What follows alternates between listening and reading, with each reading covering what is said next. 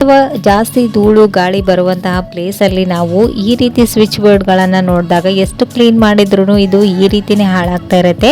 So ಇದನ್ನು ಈಸಿಯಾಗಿ ಹೇಗೆ ಕ್ಲೀನ್ ಮಾಡ್ಕೊಳ್ಳೋದಂತೇಳಿ ತೋರಿಸ್ತಾ ಇದ್ದೀನಿ. ಇಲ್ಲಿ ನೋಡ್ತಾ ಇದ್ದೀರಾ, ಒಂದು ಸ್ವಲ್ಪ ಕಾಟನ್ನ ತೊಗೊಂಡಿದ್ದೀನಿ. ನೀವು ಮನೆಯಲ್ಲಿ ಯೂಸ್ ಮಾಡುವಂತಹ ಕೊಬ್ಬರಿ ಎಣ್ಣೆ ಯಾವುದಾದ್ರೂ ತಗೊಳ್ಬೋದು. ಕಾಟನ್ಗೆ ಒಂದು ಸ್ವಲ್ಪ ಈ ರೀತಿ ಒಂದೆರಡು ಹನಿಯಷ್ಟು ಕೊಬ್ಬರಿ ಎಣ್ಣೆನ ಹಾಕಿ ನಂತರ ನೀವು ಸ್ವಿಚ್ ಬೋರ್ಡನ್ನು ಕ್ಲೀನ್ ಮಾಡ್ಕೊಳ್ಳೋದ್ರಿಂದ ಅದರ ಮೇಲ್ಗಡೆ ಎಷ್ಟು ಡಸ್ಟ್ ಇದೆಯೋ ಅದೆಲ್ಲನೂ ನೀಟಾಗಿ ಕ್ಲೀನ್ ಆಗುತ್ತೆ. ಹಾಗೆ ಸ್ವಿಚ್ ಬೋರ್ಡ್ ಶೈನಿಂಗ್ ಕೂಡ ಆಗುತ್ತೆ. ಸೊ ಇಲ್ಲಿ ನೋಡ್ತಾ ಇರ್ಬೋದು ಎಷ್ಟು ನೀಟಾಗಿ ಕ್ಲೀನ್ ಆಗಿದೆ ಅಂತೇಳಿ. ನಾರ್ಮಲ್ ಆಗಿ ನೀವು ಕಾಟನ್ ಇಂದ ಕ್ಲೀನ್ ಮಾಡ್ಕೊಳ್ಳೋದಕ್ಕಿಂತ ಈ ರೀತಿ ಒಂದು ಸ್ವಲ್ಪ ಕೋಕೋನಟ್ ಆಯಿಲ್ ಅನ್ನ ಹಾಕಿ ಕ್ಲೀನ್ ಮಾಡ್ಕೊಳ್ಳೋದ್ರಿಂದ ಎಷ್ಟೇ ಹಳೇದಾಗಿರುವಂತಹ ಈ ರೀತಿ ಡಸ್ಟ್ ಹಿಡಿದಿರುವಂತಹ ಸ್ವಿಚ್ ಬೋರ್ಡ್ಸ್ಗಳು ನೀಟಾಗಿ ಕ್ಲೀನ್ ಆಗುತ್ತೆ. ಸೊ ಇಲ್ಲಿ ನೋಡ್ತಾ ಇರ್ಬೋದು ಮೊದಲಿದ್ದಕ್ಕೂ ಇವಾಗೂ ಎಷ್ಟು ಡಿಫ್ರೆಂಟ್ ಕಾಣಿಸ್ತಾ ಇದೆ ಅಂತ. ಸೊ ಈ ಒಂದು ಟಿಪ್ಸ್ ಕೂಡ ಖಂಡಿತ ವರ್ಕ್ ಆಗುತ್ತೆ. ಒಂದ್ಸರಿ ಟ್ರೈ ಮಾಡಿ ನೋಡಿ, ಓಕೆನಾ.